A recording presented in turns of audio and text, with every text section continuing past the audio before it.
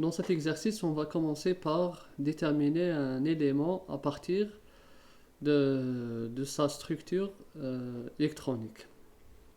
On nous dit qu'on a un élément X, le numéro atomique Z, et bien sûr le Z, le numéro atomique, est inférieur à 18 électrons. Et ils disent aussi que cet élément, il possède 3 électrons célibataires. 3 électrons célibataires. Dont le dernier électron est caractérisé par la valeur du nombre quantique principal. Donc la sous-couche, plutôt la couche, que je vais donner. Voici la couche externe. Là, pour nombre quantique, n égale à 3. Voilà, c'est tout ce qu'on sait pour le moment. Et on va donner la structure électronique de cet élément. Bon, c'est assez simple. On va déjà commencer par faire la distribution. Selon la règle de Klichkovsky, on commence par la NS2. 1S2, 2S2, 2P6.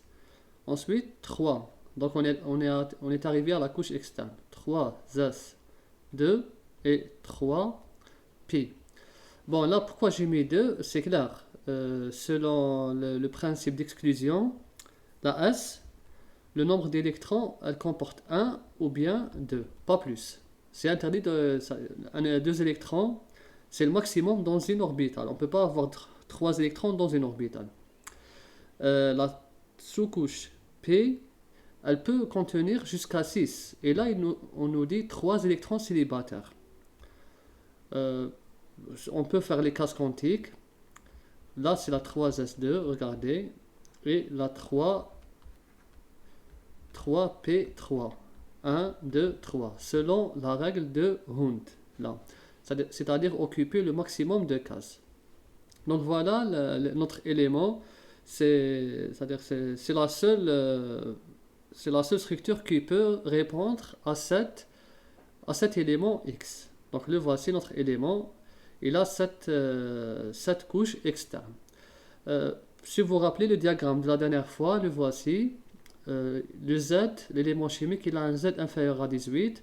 Donc ça va être soit là, soit là. Bon, on sait que ça va être là, car la couche externe, elle comporte 3 électrons. Et la S, elle ne peut pas contenir plus de 2.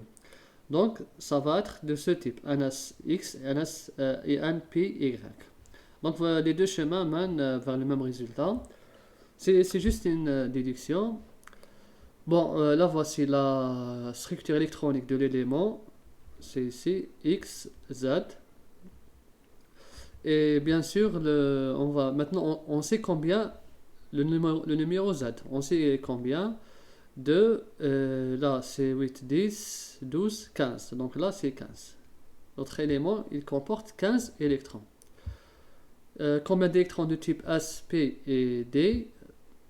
Bon, on a combien de fois la couche S se répète? La sous-couche S, 1, 2, 3. Donc on aura 6 électrons S. Quoi d'autre? La sous-couche P, 2 fois, donc c'est 9 électrons P et 0 électrons D. Il n'y a pas d'électron D. Ensuite, on va situer l'élément X dans le tableau périodique. On a vu que ici, on est dans ce cas. Le groupe, plutôt la période, c'est le N. Donc c'est la troisième période. Et le groupe, c'est X plus Y plus 10. Donc c'est les nombres d'électrons sur la sous-couche S plus le nombre d'électrons sur la sous-couche Y plus 10. Donc là, on va trouver la période de cet élément. C'est 3, N. C'est N.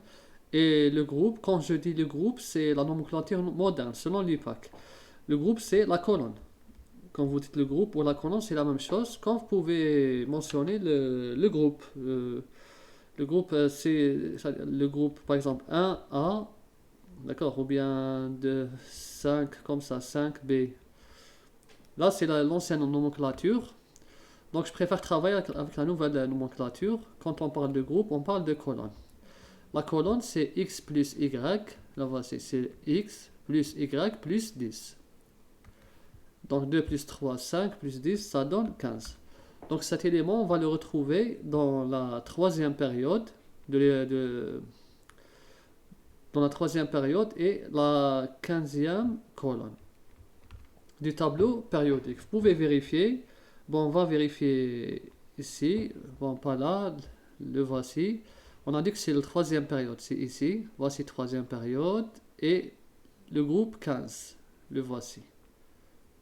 Bon, la troisième période, le voici, le groupe 15. C'est le phosphore. Voilà. Donc le phosphore, il contient 15 électrons. Donc là, c'est l'élément phosphore.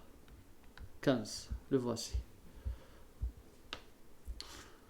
Bon, c'est bon, on connaît c'est dans quelle partie du tableau. Maintenant, la deuxième partie de l'exercice, là, c'est une discussion, en même temps, une démonstration. Là, en suivant les règles de Slater, on va justifier pourquoi, dans le cas du potassium, l'électron de valence est placé dans la sous-couche 4s au lieu de la 3d. Ça, c'est... Bon, on fait 2. Ce qu'il faut savoir, c'est que quand le Z est inférieur ou égal à 18, là c'est vrai, l'orbital 4s se remplit avant la 3D.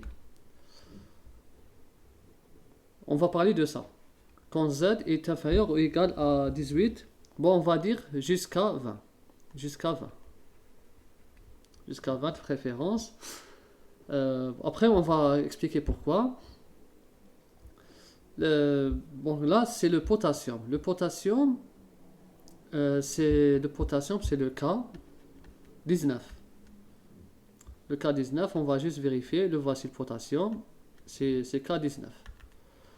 Si on fait la distribution électronique de cet élément selon le principe de stabilité, on aura ça. 1 S2, 2 S2, 2 P6, 3 S2, 3 P6 et 4 S. 1. Donc en faisant le calcul, on a 2, 8, ça fait 10, 18 et 19. Donc là, la question qu'on se pose, pourquoi la 4S avant la 3D? Pourquoi pas la 3D? C'est ça la question qu'on se pose. Parce que le remplissage des sous-couches et des couches selon le principe de stabilité, ou bien on appelle ça Aufbau. Aufbau. Ça vient en principe de l'allemand. Aufbauen, c'est-à-dire construire. Le tableau périodique, il se construit de façon à remplir les couches et les sous-couches de façon croissante, de façon croissante. De façon croissante.